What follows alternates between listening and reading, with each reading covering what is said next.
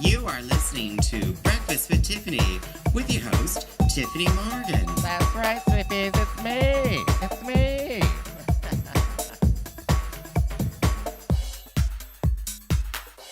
Well, hello there, my little sweepies, my little love muffins from all around the big blue world. This is your hostess, Miss Tyffanie Morgan, calling to you live from Kingston, Ontario, Canada, the home of limestone and the home to me, Miss Tyffanie Morgan. And I just want to wish you a Merry Christmas. This is Christmas Eve. Woo! And you're listening right now to CFRC 101.9 FM here in Kingston, Ontario, Canada. And I have a special guest with me. I wonder who it is. Hi. Hi. Hi. Please welcome my guest, Miss Lilith Cain. Hello, world. Hello, world. Hello. Hello. Christmas Eve. Happy holidays, everybody. Happy holidays. Cheers. Chin, chin. Okay, That's our wine. that's right. Oh. You know, a little festive cheer, a little festive cheer. Had to do something for you. Sorry, I don't have any Pabst beer for you. That's okay. I have some at home. It'll be fine. I'll make it through. Oh my goodness. Oh, Jazz says good day, good day. Hello, Jazz. Hello, Jazz. So, Lilith, I've been trying to get you into my studios here, Sweet Pea Studios for a while now. It's been a challenge, but now that I'm not working throughout the holidays, it's much easier. Yes. Much easier. Because you always do this at noon, and I'm stuck in the office, so much easier to do it. I know. This is the best time, but I like I was saying to you earlier, I just can't get my stuff together. Yeah, girl, same. Same. It's been a Same. struggle, you know. I know. It's like, you get all this time and you're like, oh, well, I'll tinker with this. And then you're like, this is not on the list. This is not on the list, but I've done it. And Oh, yeah, I've done so many things that I should not have done, but the things that I need to do. No. Laundry? What is she? Ugh. Oh, my God. Stop speaking the truth. There's stuff already in the dryer waiting for me. Sorry, not the dryer, the washing machine waiting for me to hit the button. I was like, well, we'll do that later. We'll do that later. It's always like, just a little later, a little later. We'll And hit then, the button later.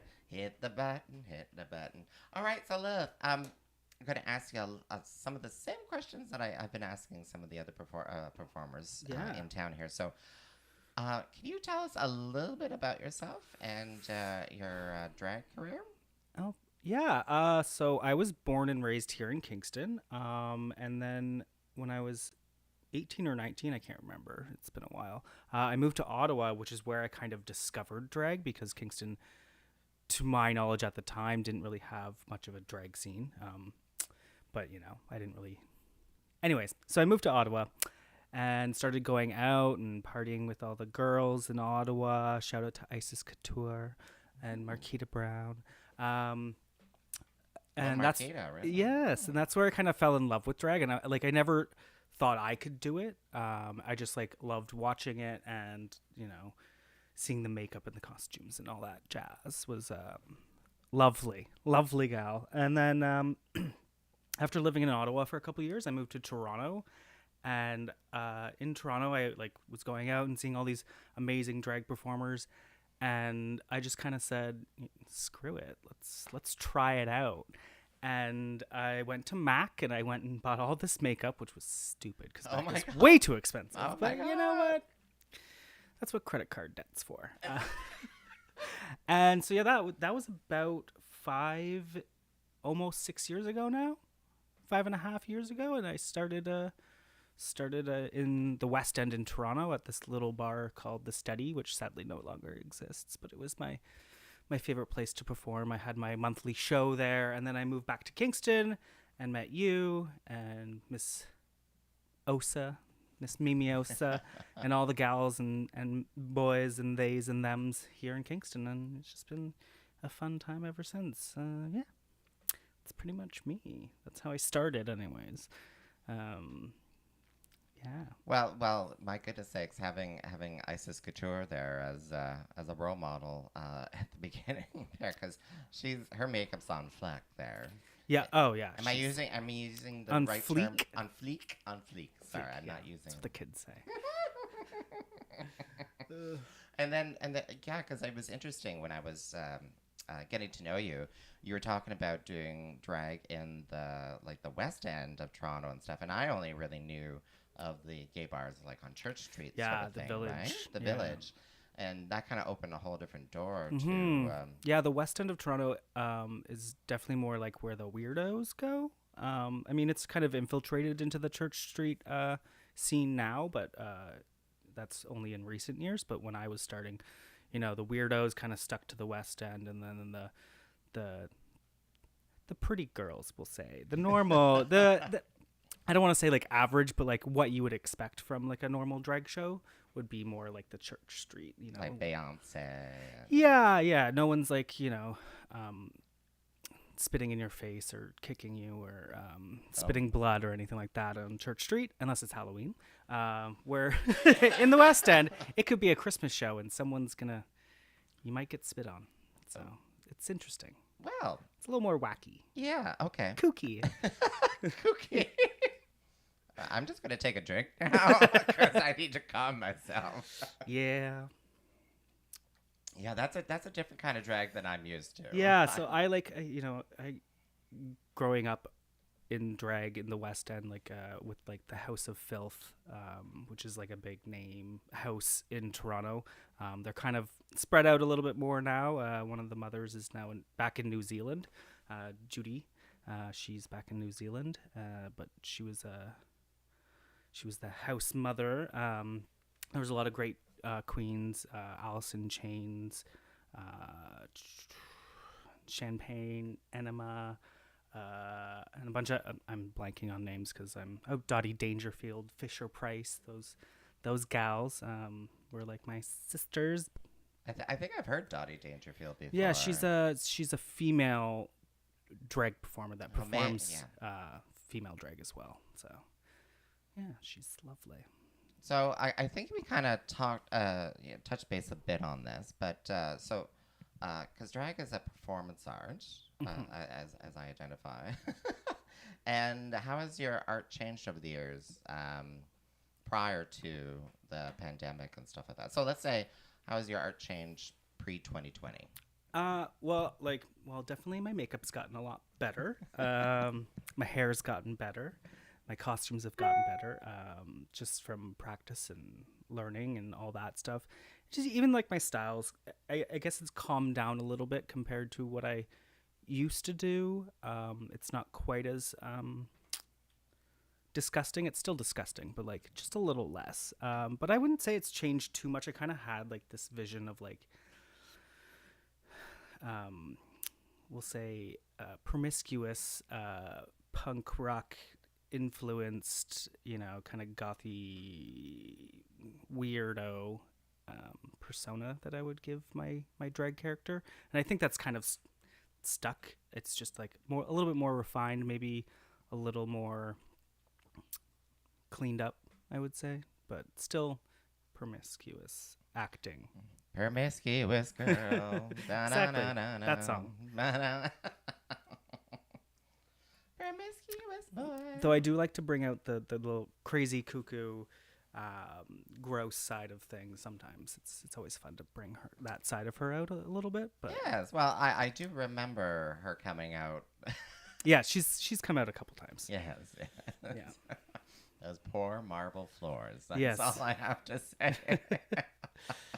Yeah. Marble is very porous. It was fine. Everything was cleaned. Everything. After some bleach was thrown on the ground. My gosh. I tease Lilith about it. About some bucket of blood, as we called it. Yes. She's like, oh, can I do a little bit of blood? Oh, sure. Why not? Maybe just a splash more than a little bit. It was, yeah. I think it was just under a liter. Just under a liter. Yeah, I think that's okay. how much it was. It came out in a bucket, but that's all. Yeah, well, whatever. I tease Lilith. Yeah, that was quite a while ago now that I think Yeah, about it. that was like Halloween, probably like 2017, I want to say. Ooh, my goodness sakes. maybe even longer. I could look it up, but I'm too lazy. Yeah. And your makeup has definitely changed over the year, and even this year in itself. Yeah. It's changed quite a bit. Yes, it's a little bit more subtle. It's not quite as big. I'm trying to like, because I've been like kind of relearning my face, and like I've gotten a little bit more practice and a little bit just more refined, I think, and like a little bit more detail oriented with my face than what it was before. But you know, it's a growing process. Ever evolving. Oh yeah. And there's always like new things that I want to try out that I see on other girls or like other makeup artists or whatever, and I always see, you know, what kind of the world of drag is kind of doing at the time, and like I kind of like trying new things. I always like to try something new. Sometimes it does not work. Luckily, I usually save those for when I'm just hanging out at home and doing nothing. So I try not to do something too crazy and new when I know I'm going to be hitting a stage or in front of a camera or something, because sometimes it doesn't turn out fantastically. Well, I do love. So we are showing some for the live stream here. We are showing some photos of you. I forgot to say that I borrowed some off your Instagram. Yes. But they're really fabulous photos of your makeup.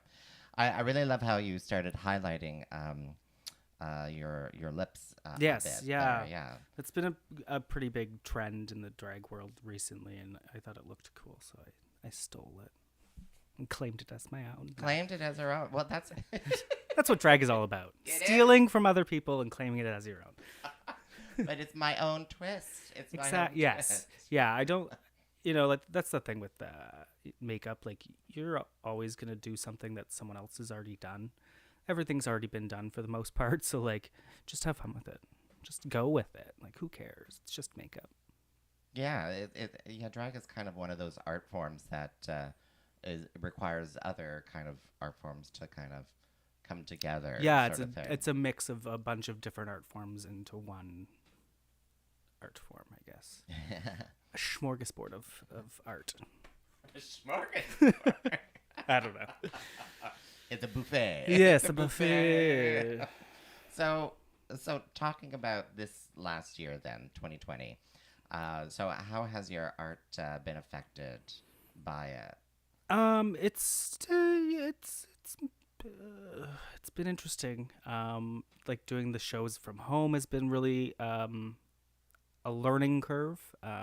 You know, like investing in like lighting, better lighting, so I can, you know, show up on camera properly, and backdrops, and you know, learning how to like, or relearning how to like film kind of like music video style videos to like be shown online has been, it's been really fun, and but it's been difficult, and kind of, you know, it's a lot different sitting in front of just a camera and like maybe one or two people helping you compared to having that like crowd in front of you. So that's been really weird, because you do really feed off the energy in the room. So when it's just like your friend with a cell phone, you're like, it's, you know, it's harder to get that energy up, but it's been fun. I've done a couple like live versions of that, and then I've done a couple like music video style ones, which have been fun because I get to like, you know, shoot different locations and shoot different angles and costumes all in the same video, which is nice, and that's been a lot of fun. Yeah, I really like some of your videos there. Yeah, I did 2 of them so far. I'm gonna probably do a couple more, you know, before pandemic is over, because what else have I got to do? Second wave. Yeah, here we come. But yeah, it has definitely changed the amount that I do my art as well, just because like the motivation sometimes goes down unless I have a commitment. Like I'm not just, you know, I'm not playing with it as much, I think, as I probably should or want to. But you know, laying on the couch all day is just fun too. Well, there's something to be said when someone's like, I want to book you for a show for, you know, Saturday, the blah, blah, blah. And then, you know, you have that commitment. versus, yourself. Yeah, just self-starting that kind of process. Yeah. And it's a lot of work and a lot of time. And, if you're not really, especially if you're not really doing anything with, say, doing my makeup, it kind of, it's kind of like, do I want to spend like 2 hours on my face just to like wipe it back off in like 20 minutes? Like, it's kind of that kind of mindset. 'Cause, it costs money and I'm poor. So. Well, sometimes when you do it, because I have, done the makeup at home and, we're going to do a live stream or something like that, I'm like, I really kind of kick myself that I didn't plan ahead and say, like, I'm also, when I'm in face, I'm going to also record this. Take some photos, do it this. And Take some photos. Yeah. I always forget that. Oh, me too. I'm the worst for that. Or I'll take like 1 or 2 bad selfies and I'm like, what? Okay. All right. Well, thank God for Photoshop. Just so I can make it look somewhat decent. It's bad lighting or like you're in a, a storage closet at some venue somewhere, not necessarily now, but, so it's like background's not the best. So sometimes I just forget. I'm sorry. I'm kind of rolling over here because stop speaking the truth, Lois. Yeah. Well, Cheers. Oh yeah, there. My cocktail's empty. Cocktail's empty. I have like half a sip. Girl, I got you over here. Hold on. I'm just gonna pour me another. Top me up. Oh, thank you. Okay, there we go. Actually, this wine is quite delicious, actually. Well, yeah. Well, hopefully they'll sponsor us. Yes. What is it, Sandbanks? Please sponsor us. Yes, exactly. Drag queens. Just give us a couple bottles. That's all we want. We could do drag shows in your vineyard. Yeah, I'm fine with that. I've done it in weirder places. Let's run with that, because you kind of talked about storage rooms and stuff. I'm laughing because yes, I put you in storage rooms. I laugh as well because I remember back in in my years, it's like bathroom stalls. Where else did I change? I changed in between 2 car doors in a park before. Like you know. But what are some of the strangest places you performed at then? I think. I mean, yeah, changing in a park behind like car doors and stuff. That's definitely a thing I've done for Pride mostly. Yeah. Because it's just like, okay, you do your thing, but like we're not gonna give you a dressing room. Kingston Pride, get on that. Just kidding. I'm fine with it. I don't mind changing in a park. I've also, I think the craziest one was Pride Toronto. When I did that was nuts. A couple thousand people watching you was crazy. But I had like, I didn't have to change. So it was just, I showed up and it was good. Also, what is the craziest place? When I first started, I got a gig doing a Yelp Christmas party. So like it was the corporate office for Yelp held this Christmas party and they booked myself and a friend of mine who now lives in DC. Her name is Whimsy Thrift. She's lovely. Just a weirdo. She always glues a bunch of stuff to her face, and the thrift part of Whimsy Thrift really, hits it.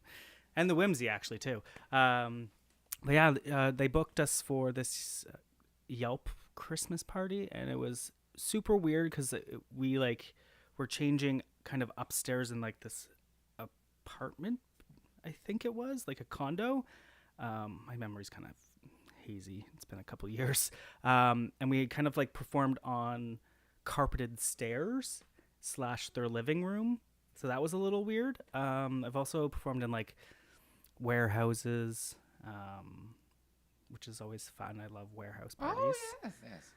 Here in Kingston, we have we haven't done it in a while, but pandemic.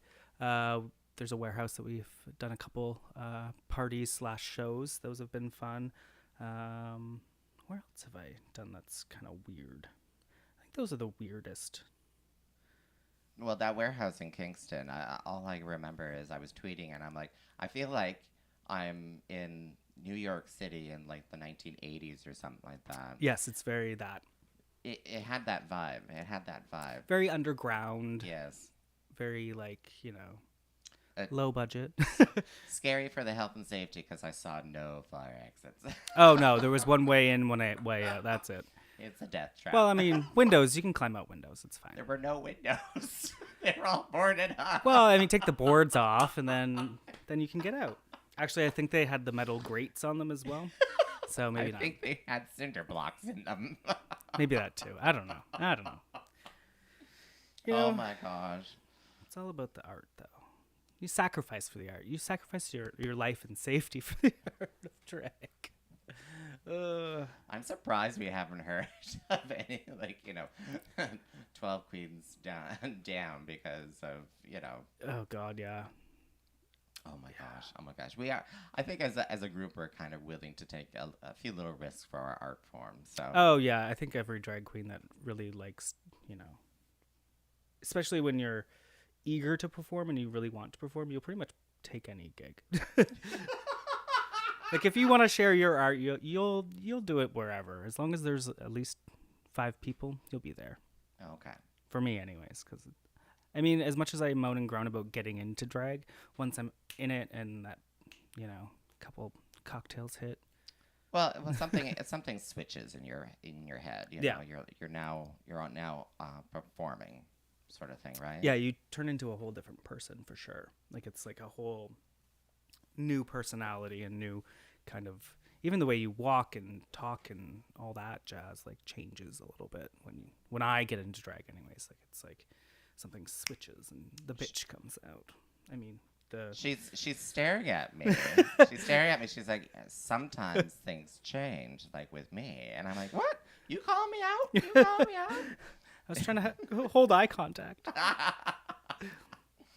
Oh my word! So, oh my word! I love you. I love you. That's all I'm gonna say. Thank you. Kisses, kisses, air kisses, air kisses. Yeah. Still a pandemic. So we kind of talked about this last year. Can we talk about some of your successes? Because you were able to, from Kingston here, be able to kind of connect with other people throughout North America, really, right? And you participated in some online shows, yes, which were like big, like, you know. Yeah. I've done a couple pretty cool online shows. I did one that was mainly U.S. based, which was really cool. Seeing those tips roll in in USD was nice. What? Oh, did you get some tips? Yeah, though? it was You good. got some coin. Just You got some coin. Yeah, so I did that. It was called Blended. It was online little show. They didn't tell me, but I was the last performer to I filmed a video for it, and I was watching with some friends. And I was like, oh my God, it's like 10:30. Where is my video? And I was the last one, which was really nice of them. I was the headliner. I don't actually think I was the headliner. It just happened to be that way. And then I've done a couple shows with I did a show live on Instagram with the lovely Helena Poison from Toronto. That was a lot of fun. We did like a pop punk revival kind of show where we just did like a bunch of sad emo songs from our youth.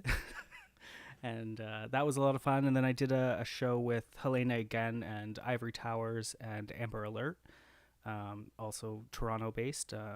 That was big. I think there was like 25 performers for that one. It was wild, but a lot of fun. That was for Halloween, that we did a Halloween. Yes. Ooky spooky. I think I did miss that one. I'm sorry, because I do know Amber Alert. She's from Kingston. Yeah, she's born and raised here. Yeah, exactly. And so that was on Instagram and a few other different streaming platforms. Twitch. Right? We did it on Twitch, and I think some of it moved over to Instagram. Like I posted the video after the show on Instagram that I had created for it.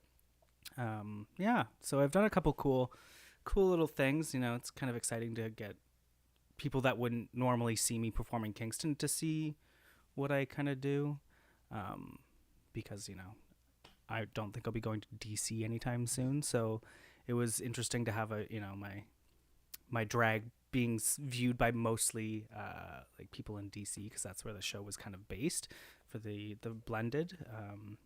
And then Toronto, I've performed in Toronto. I can't even count how many times, but there's always new people, and so it's kind of nice to have like people that don't know who I am or know I even exist get to see what I like to do in my spare time.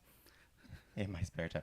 No, well, it's a good point that you mentioned that. So it increases your reach out there. I think that's a technical term out there somewhere. And oh my gosh, you can't count how many times you performed to Toronto. I can. It's 3 times. Okay. It's 3 times.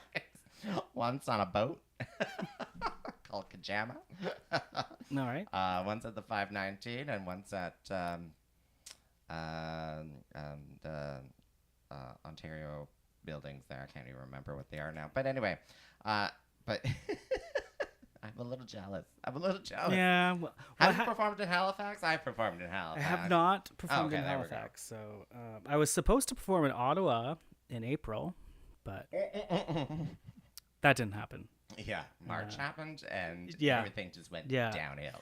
Yeah, I was supposed to go up to Ottawa to perform with Isis and Savannah Couture and at Lookout, but you know, the world had another idea what I was going to do with my April. Were you at my last tea show before pandemic? We had the it was called the end of the world. Yes, yeah. Because we didn't really realize that it was the end of the world. Because it was just whispers of a virus kind of spreading throughout. Mostly, Wuhan, yeah. mostly China at that point, that we are aware of. Who knows? So yeah, I made that poster actually. Oh, that's right. Yeah. That's right. It's called End of the World. All right. Well, we're running a little out of time here, but Oh, I do want to touch base quickly because you are one of the first queens in Kingston, and I'm staring at your Helena Poison T-shirt. But Yes. you're one of the first who started doing merchandise and and selling it online. So, like your monetization during this time. So, Yes. can you share some of your experiences with that? It's been pretty good. I've always kind of like thought about getting merch out just because like it's fun and like a little extra cash on the side. I don't make very much money from my merch just because merch is expensive and I don't want to charge ridiculous prices for someone to just have a t-shirt. So I was thinking about, getting all these shirts printed and keep them at home so I could like mail them out myself, but that was just unrealistic because buying all that stock is very expensive. So yeah, and then I've worked with some great artists. I can't draw as well as I would like to, especially digitally.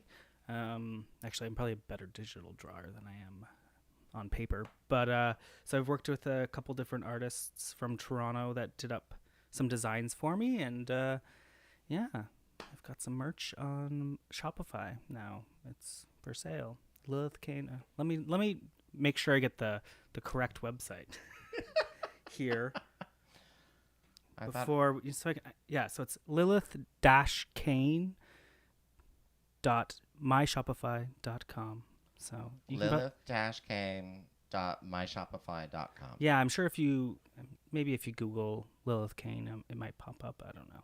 It should be in the search results by now. I would hope so. Yeah. So I have a bunch of different things. I've got sweaters and beanies or toques or whatever you want to call them. I've got t-shirts, obviously, tank tops, tote bags. Yeah. All right. Go buy my merch. And you're also fundraising for Rainbow Railroad as well. Yeah. So if you go to donate.rainbowrailroad.org/fabulous, you'll find the group that Lilith is part with me as well. And we're fundraising for Rainbow Railroad, which saves LGBTQI lives around the world. Again, that's donate.rainbowrailroad.org/fabulous, or you can go to dragshow.ca to find that information. As well, you're listening to C4C 101.9 FM, and we're always accepting donations at c4c.ca/donate now. That's c4c.ca/donate now. And we're going to wrap up here. No, that was quick. Exactly. I know it goes by so fast. So, do you want any last words? I just want to say happy holidays to everyone, and stay safe and stay warm and stay drunk. There, there we go. All right. Well, happy holidays, Merry Christmas, Happy New Year, and Lilith, thank you for coming here today. Thank you for having me. All right, sweet Thanks for the peas. wine. We'll talk to you next week.